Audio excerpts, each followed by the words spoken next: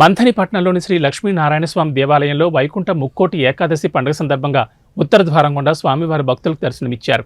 దాతల సహకారంతో దేవాలయ అలంకరణ మరియు పాలు ప్రసాదం పంపిణీ చేశారు.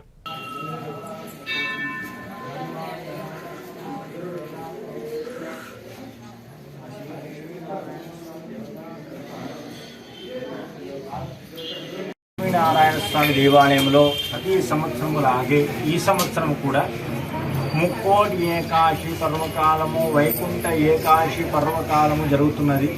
ఈ యొక్క స్వామివారిని ముక్కోటి ఏకాదశి నాడు ఉత్తర ద్వార దర్శనం చేసుకుంటే స్వామివారు ఉత్తరానికి వైకుంఠానికి ఈ రోజు నాడు వెళ్తారట.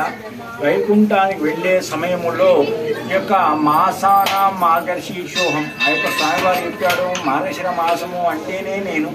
ఈ యొక్క మాసములో ఎవరైతే స్వామివారికి ప్రాతకాలమునందు ఈ యొక్క బ్రాహ్మీ ముహూర్తమునందు 4 గంటల సమయంలో నుంచి 6 గంటల సమయంలో ఈ యొక్క స్వామివారికి ధనుర్మాసములో ప్రత్యేకమైనటువంటి స్వామివారికి ఇష్టమైనటువంటి తిరుప్పావై పాసములు చదువుకుంటూ ఈరోజు 8వ పాసము చదువుకుంటూ ఈ యొక్క లక్ష్మీనారాయణ స్వామిని ఎవరైతే ధ్యానిస్తారో, మందిర వాసులందరూ కూడా ఎవరైతే దర్శనం చేసుకుంటారో వారందరికీ కూడా వైకుంఠ లోక ప్రాప్తి కలుగుతుంది.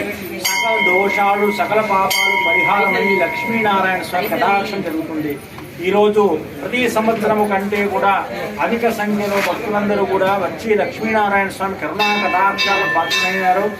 సర్వే జనా సుఖినో భవంతు, సమస్త సన్మంగళాని భవంతు. లక్ష్మీనారాయణ స్వామి గోవింద గో.